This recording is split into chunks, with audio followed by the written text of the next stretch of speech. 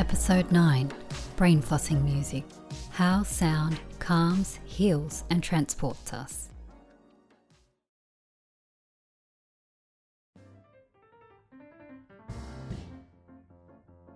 It's bedtime, and as usual, the kids are finding every excuse not to sleep. It's too hot. It's too cold. I need to go to the bathroom. I need a glass of water. Come on, girls, it's time to go to sleep.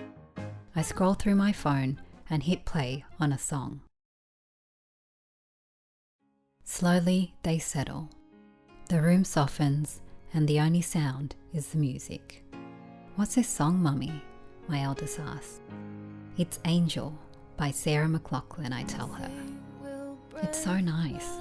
I love how slow it is. Can you play it again?" I hit repeat. A few minutes later, they're asleep. As I lie there, eyes closed, I drift back to the first time I heard that song. It was the early 2000s, and I was lying in bed listening to Mix 106.5's Love Song Dedications, when Angel came through the speakers. Sarah McLachlan's haunting voice took me somewhere else entirely. I need some distraction, a beautiful release. Memories seep from my veins. Let me be empty. The lyrics, equally as captivating. I place my hand on my heart and my heartbeat slows.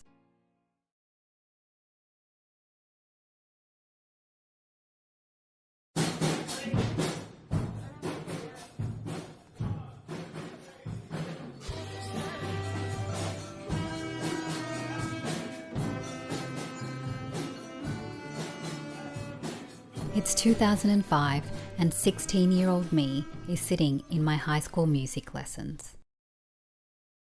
"All right, guys, come in and take a seat," says our teacher. He hands out booklets. "This is the sheet music for the finale performance at Riverside Theatres this year." We open the first page. The title reads, Adiemus. He presses play. A woman's voice fills the room, ethereal, ancient. Then deep drums, then rhythmic beats. It's the most hauntingly beautiful sound I've ever heard. Studying music in high school introduced me to Karl Jenkins and Enya, two artists I've returned to again and again through life's highs and lows. From the tribal rhythms of Adiemus to the Celtic beauty of Caribbean Blue, these songs became emotional anchors. That class began my lifelong search for music that moves and heals. The therapeutic use of music is an ancient practice that spans cultures and centuries, from Tibetan sound bowls to Sanskrit chanting. In ancient Greece, physicians played flutes and lyres to soothe their patients, while in Egypt, priests used musical incantations in healing rituals. Even in prehistoric times, shamans relied on rhythmic drumming and chanting to restore balance to the body and spirit. Across these traditions, sound was more than art, it was medicine. Today, modern science supports what these early healers knew. Music can calm emotions, ease stress, and influence the body's rhythms, including heart rate and blood pressure. Himalayan and Tibetan sound bowls have long been used for their restorative effects, and research shows their harmonic vibrations can reduce anxiety, improve sleep, and promote deep relaxation. Similarly, instruments like sistrums and lyres, once used in ancient healing, have inspired modern tuning fork therapy, a practice that uses specific frequencies to restore balance, uniting ancient wisdom with contemporary sound healing. Over the years, I've explored many forms of healing sound myself, from binaural beats and solfeggio frequencies to hertz-based music, each one offering a different approach to stillness, balance, and emotional release. But today, I want to talk about something called bilateral stimulation music, or as social media has dubbed it, brain flossing music. Bilateral stimulation is a technique used in EMDR therapy, eye movement desensitization and reprocessing, a form of psychotherapy that helps people heal from trauma.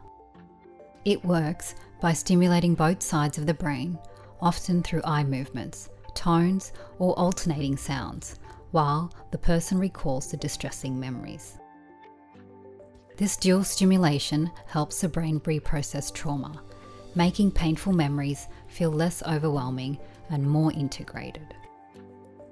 While EMDR is a structured therapy that should be done with a trained professional, the concept of bilateral music has moved into everyday use for relaxation, meditation, and sleep. If, like me, you struggle to switch off, I encourage you to experience this week's serenade.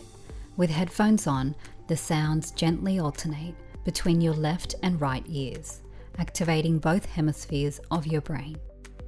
In the midst of endless mental chatter, this bilateral stimulation music offers a moment to pause, breathe, and truly tune in.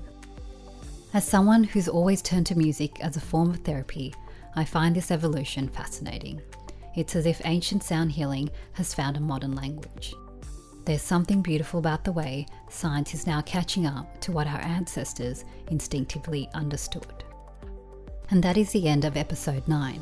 A reminder that the full Serenade playlist can be found on both Apple Music and Spotify. For this week's Serenade, I encourage you to listen with headphones. I've chosen 2 songs, Adiemus by Karl Jenkins for its transcendent tribal energy, and Hold On by Lavern, a bilateral stimulation track designed for the full sensory experience. You'll also find more bilateral and healing music on Apple Music and Spotify, and in this week's blog article on my website, siranya.com.au. Next week marks episode 10, where I'll introduce Serenade sessions in video format. More on that soon.